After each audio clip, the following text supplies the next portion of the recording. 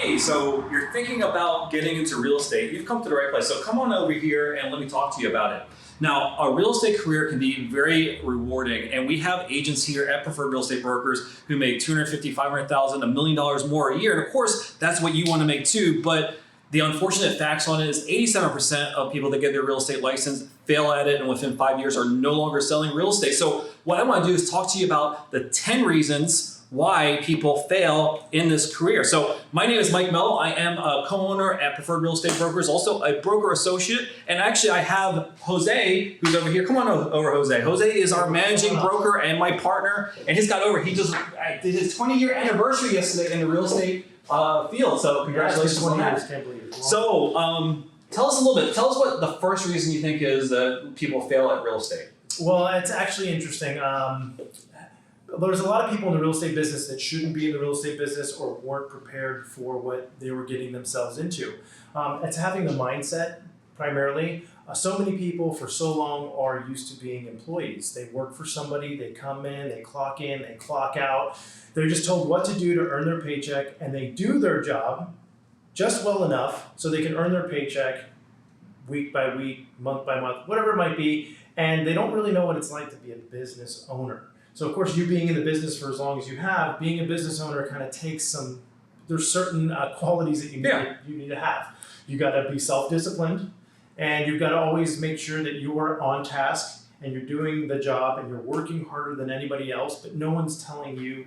There's not a manager there. There's no one telling you, hey, you have to come to work at 9 and you have to leave at 5. If you sleep all day, no one's going to fire you because there's no manager. So if you are not a self-motivated person and you don't treat this like a business, you're probably not going to do too well in it. Being a business owner mentality, like I have to go out there, catch my own food to eat it, that's really important. And that's one of the things that people don't do. They have that employee 9 to 5, hey, give us the business. We're just coming here, tell us what to do. And we can help people with the direction of what they need to do, but we can't be there and make sure their alarm clock goes off in the morning. So, and a lot of people find this business attractive because they could choose and pick their own schedule. So they say, well, I want to work on these days. I don't want to work on these days. I want to wake up at 10 a.m. instead of 7 a.m. So a lot of times that's a detriment. You have to be disciplined, and you still have to show up for work every day. And remember, you're working for yourself. You're not working for somebody else. So it should give you more motivation to push harder and work longer. A new agent in the business should expect to work 60 hours a week until they get the traction that they need. But it's a huge difference between working for somebody else versus now I work for myself. You should be more motivated to push harder. And we're going to talk about the positive traits, or the traits that we see in people that are extremely successful, as people that make 7 figures a year in real estate. We have a few agents here that do that, and they do work hard. They do put a lot of hours in. And some people don't put as many hours in and still do well. And that's the thing about being a business owner, is that you can transition. So make sure you subscribe and follow our channel as well, so that you can actually follow all the advice that me and Jose give you throughout the time. Now, the second reason goes along with the business aspect of it, is that I feel like people get in this business and they don't have the financial means to do so. So tell us a little bit about that. Show me the money. So people that get in the real estate business, they should be financially set. So that means that they've worked hard or they've saved up enough money that coming into a new business as a business owner, you've got to have the right amount of money to put back into your business. Tell me anyone who's ever started a business and not had to contribute towards the business. Yeah, I mean, you can make $1 million a year selling real estate. It's very, very rare to do, but you can do that, right? Think about starting a business, a restaurant, stuff like that you can make that much money and coming into it with no money in your bank account. And also it takes time. Like if you started a restaurant, you have to pay for the building, you have to pay for the staffing, you have to pay for a whole bunch of training before you get your first customer. All the equipment, the food, the staff. And there's no difference here. You come in here, you have no knowledge and you have no experience. The chances of you getting a customer right away is kind of low. And then even if you do get a customer right away, you're probably looking at least 60 days before you get your first paycheck. And some people don't understand that. Yeah, and generally in the world of real estate, it will take 3 to 4 months before you actually close your first deal. And having the right expectations when they get into the business is huge. And a lot of times too, remember we're talking about employee versus the business owner mindset. There are some agents that get into the business and they do have the employee mindset, but they want to be realtors. And they usually end up getting sucked into a team where somebody says, I'll be the boss, you work for me, I give you the leads, you go out and work with the buyers. Only problem is it's very costly. In those situations, they're going to ask them, hey, you did all the work, but I want half of your commission for me providing you structure and for me providing you the business and holding you accountable. So if you do want a boss, you'll have to start as a buyer's agent, but you will have a boss again telling you what to do, how to do it, and taking your money instead of you being an independent contractor. It does work for some, but others do well doing it on their own. So that goes to our third reason, which is people get into it for the wrong reasons, meaning they watch an HGTV program like the $1 Million Listings and they see these people making $150,000 per commission, which is possible. I actually made one of those once too before, and that is nice. But then that's not really the expectation that they should have coming into real estate, is it? No, it shouldn't. Getting into the real estate business your first year, you shouldn't really expect to make more than $40,000 in your first year because it is a new business you're getting off the ground and you're just getting it started. Most businesses, any type of business that gets started, they're not really profitable in their first year. Their first year, they're working at a loss. So if you can get into real estate business and at least gain some traction and close some transactions, don't have those high expectations. Don't come in thinking you're going to make $1 million or $150,000 or $200,000 in your first year. Those are those rare instances with unicorns in the business, and those people are just really gifted at sales. But for the common person, you're going to gradually increase your income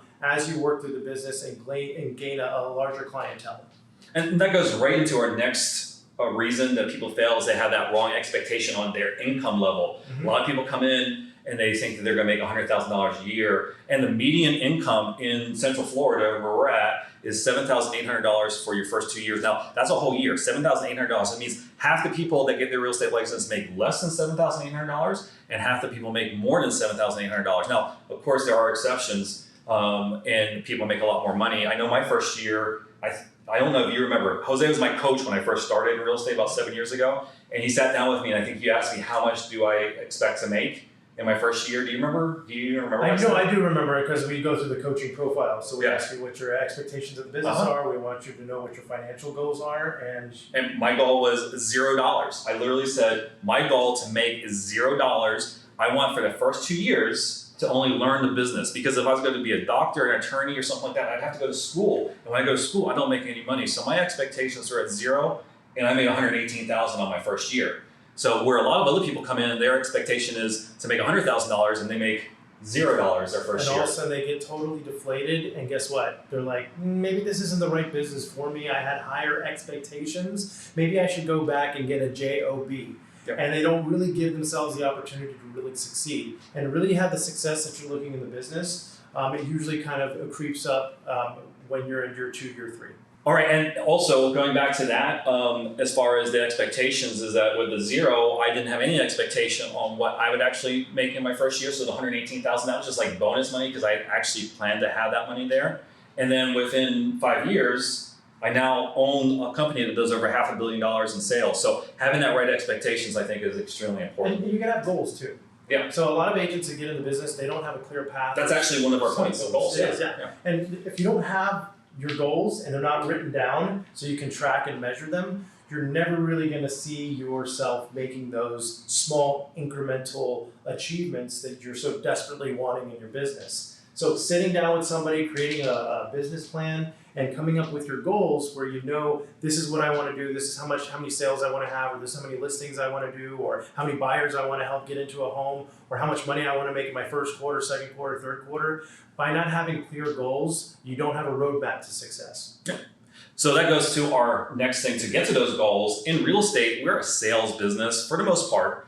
And some people just don't know how to sell. So they come and they get a real estate license. They've never had any sales experience in their life. They don't know how to sell. They're uncomfortable with people. Tell us a little bit about your experience dealing with some people like that. That's huge. So there's different personality profiles in the world. So you're either comprised of 4 different personality profiles.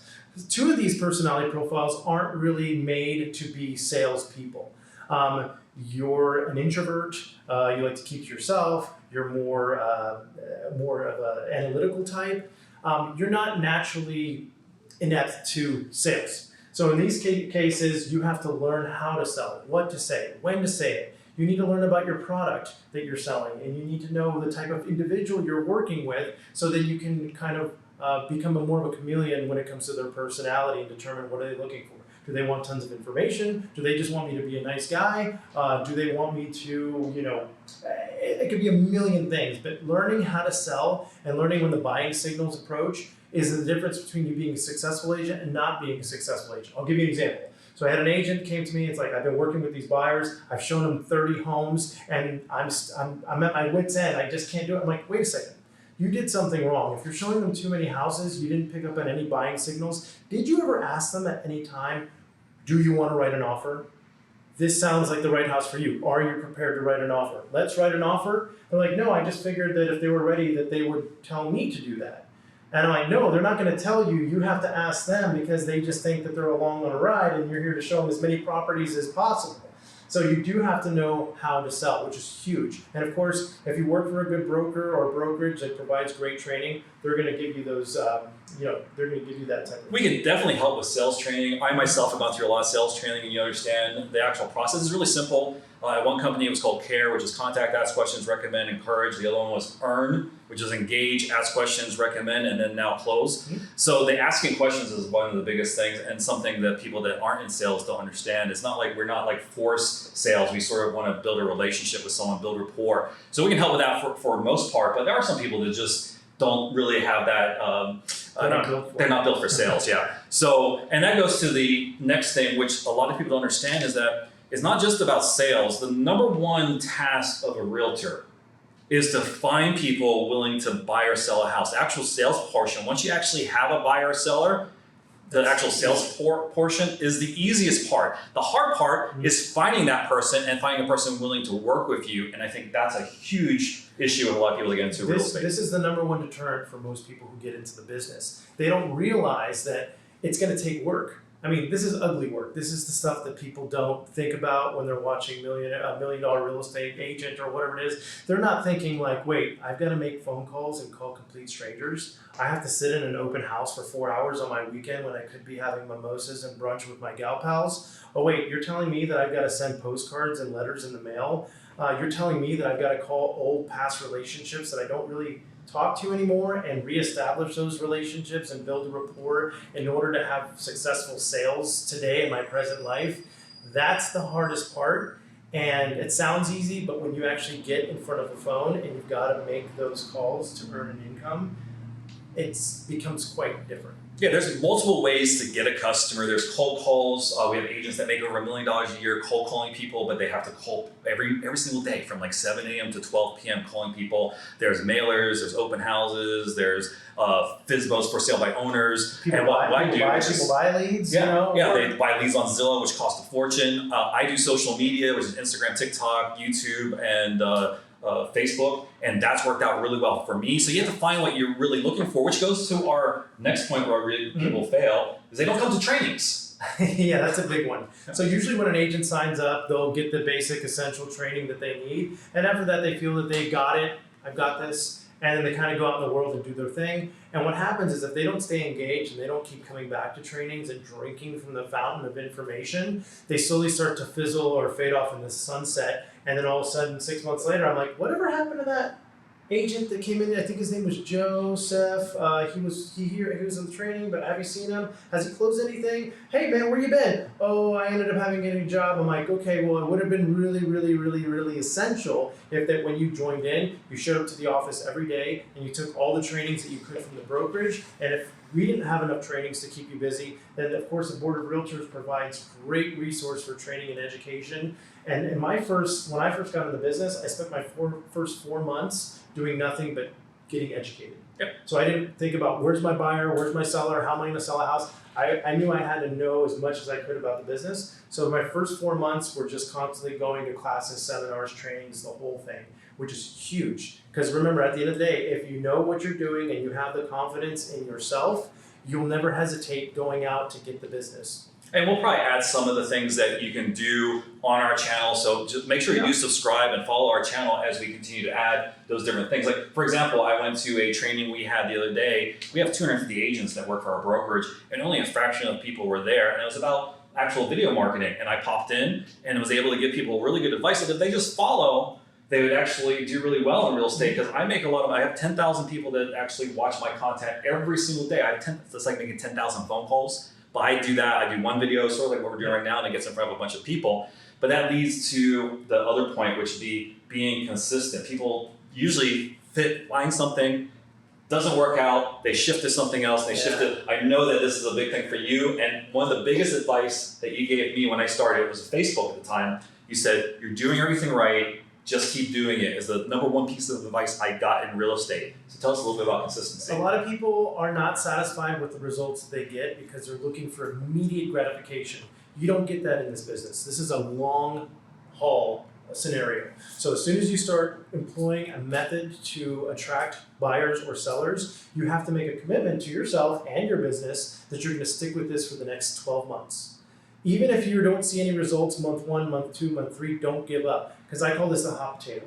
Agents, they start a new method and they start doing it. They're like, okay, this is not working. And then they toss it out of their hand. They get the next potato and they're like, okay, this is not working. They toss it out. And what happens is they don't give the chance for that to have the success they're looking for. So hey, I tried this for 3 months, not working, done. All right, let's try this, not working, done.